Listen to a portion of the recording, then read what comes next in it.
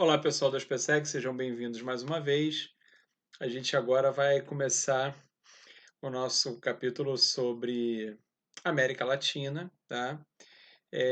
O que vocês estão vendo aí na apresentação é uma tirinha que faz referência a uma das mais famosas passagens do escritor uruguaio Eduardo Galeano, tá? Que, enfim, representou, sem dúvida nenhuma, da mesma maneira que eu mostrei o Mandela para vocês nas aulas sobre a África.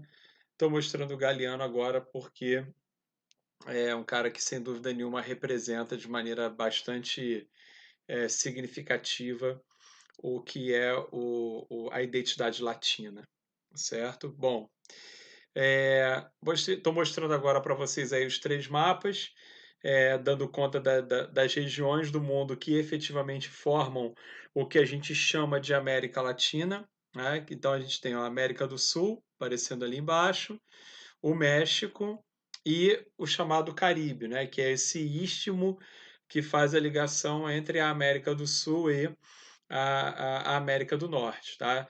Então, lembrando a vocês, uma coisa que eu acho importante a gente pontuar já agora, no início, é que as pessoas fazem uma confusão muito grande entre a América do Norte, a América Central, a América do Sul, como divisão regional, e América Latina e América Anglo-Saxônica, também como uma outra forma de dividir, de fazer a divisão regional. E, na verdade, a única coisa que muda aí é o critério da divisão. Quando a gente usa a expressão América Latina, a gente está falando da região do mundo que foi predominantemente colonizada por latinos, que tem como características comuns um passado colonial escravista, a grande maioria da população é cristã e mais especificamente católica, enfim, a gente vai falar dessas características comuns que, de certa forma, dão uma ideia de homogeneidade aí, do território americano que vai do México até a Patagônia, até a divisa do Chile com a Argentina. Quando eu uso a expressão e América Anglo-Saxônica, por sua vez, né, que corresponde apenas aos Estados Unidos e ao Canadá, está dando conta aí de países que foram colonizados basicamente tiveram uma colonização basicamente anglo-saxônica, tá? E cuja maior parte, inclusive, da população é protestante, tá? Do ponto de vista da religião, tá? Evidenciando muito bem aí essa divisão. Então, essa divisão entre a América anglo-saxônica e a América Latina, ela usa um critério histórico colonial. Tá? É o passado colonial, é o passado histórico que eu estou levando em conta aí. Quando eu uso a divisão América do Norte, que pega Canadá, Estados Unidos e México, América Central e Caribe, que pega todos os países do Istmo, mais as ilhas caribenhas, e América do Sul, que é da Colômbia para baixo, aí eu estou fazendo uma divisão geográfica, tá? Estou usando único e exclusivamente o critério geográfico. Então, ó, isso aqui é América do Sul, pegando da Colômbia para baixo, o Caribe, tá certo? A América Central e o Caribe, e as ilhas caribenhas, e o México aqui em cima, tá bom? Portanto, o México faz parte da América Latina, assim como o Caribe e a América do Sul. Caso a divisão seja com referência ao histórico, ao passado colonial, e o México faz parte da América do Norte, se nós entrarmos aí na divisão estritamente geográfica, tá bom? Espero que tenha ficado claro. Vamos continuar aqui. Há algumas características da América Latina e veio uma um intruso aqui embaixo, daqui a pouco eu chego lá. Bom, a América Latina ela vai se caracterizar, portanto, por um passado colonial de exploração, tá? Uma sociedade escravocrata e agrário exportadora, o que vai dar um tom, vai dar características muito particulares para a organização da sociedade latino-americana, né? Os idiomas, obviamente, né, de origem latina, o espanhol predominantemente, o português, no caso do Brasil, e o francês também, né? Há várias colônias, algumas colônias que são de origem francesa, ah, algumas, alguns territórios, perdão, que foram colonizados por franceses, a gente já vai ver.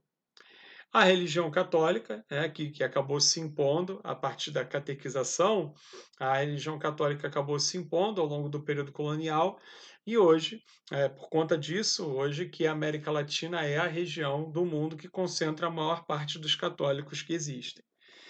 Outra característica importante e específica da América Latina é a industrialização tardia e concentrada em apenas três regiões, né? No Sudeste brasileiro, aqui o eixo Rio-São Paulo, a região do Rio da Prata, mais especificamente Buenos Aires e o seu entorno, e o Altiplano Mexicano, onde fica a Cidade do México. Então a gente pode dizer que a indústria, né, mais significativa, que faz diferença mesmo aí na América Latina, está dividida entre essas três regiões. Tá?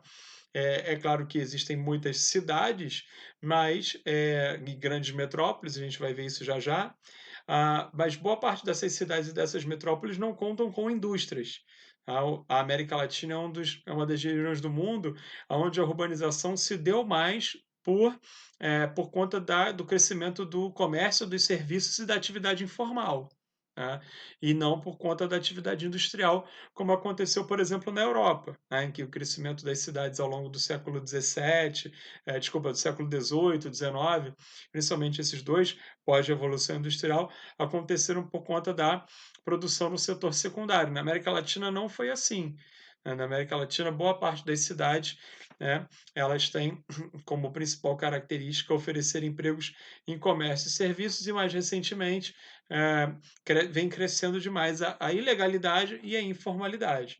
Então, é por isso que aparece ali a industrialização tardia como uma característica latino-americana. Bom, continuando aqui, né, a América Latina, se a gente for contar desde o México, são 600 milhões de habitantes, que se estendem aí por mais ou menos 20 milhões de quilômetros quadrados, né? A gente pode ver que a América Latina, por exemplo, é menor do que a África, que a gente, né, viu agora mais recente, tá certo? Bom, continuando lá, ó, a América Latina é a região mais urbanizada do mundo, mas também é uma das menos povoadas em relação ao seu território. Tá? Quase 80% da população vive em cidades, é uma proporção superior à dos países desenvolvidos, tá certo? Mas a grande questão que a gente coloca é assim, em que condições, tá, que as pessoas vivem nas cidades da América Latina.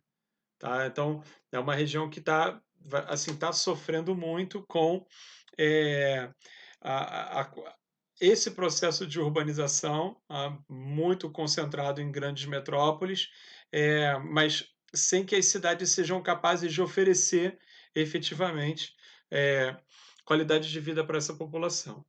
Certo? Bom, 20% da população mais rica tem, em média, uma renda per capita quase 20 vezes superior à renda dos 20% mais pobres. A América Latina é a região mais desigual do mundo. Isso tem uma relação direta com o período colonial, tem uma relação direta com o modelo escravocrata de monocultura de exportação, em que você tem ah, poucas pessoas que são proprietárias de grandes extensões de terra, portanto, elas concentram terra, concentram poder político e concentram poder econômico.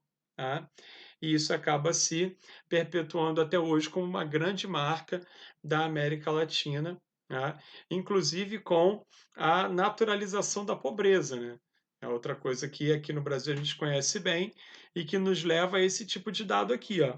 Mais de um quarto da população urbana, né, cerca de 111 milhões de pessoas, vive em favelas.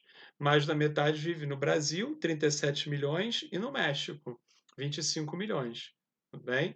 Então, assim, repara como esse modelo de urbanização da América Latina, atrelado ao seu passado histórico colonial, extremamente concentrador, né, está causando, é o principal causador do problema, né, da favelização e o problema da qualidade de vida da população latino-americana urbana.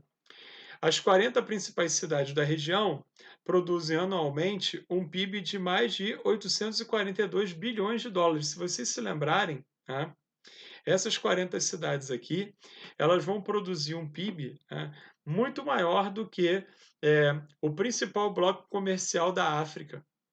certo? Ela vai produzir um PIB maior do que o principal bloco comercial da África, o que mostra o quanto aí, infelizmente, o continente africano, como a gente viu nas aulas anteriores, é um continente muito pobre, tá?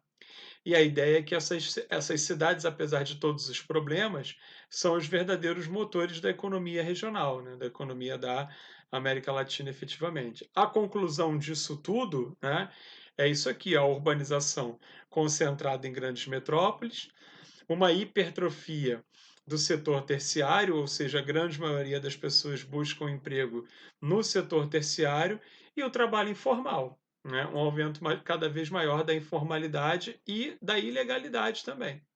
Tudo bem? Bom, vamos dar uma paradinha antes do próximo vídeo para a gente mostrar as organizações econômicas da América Latina.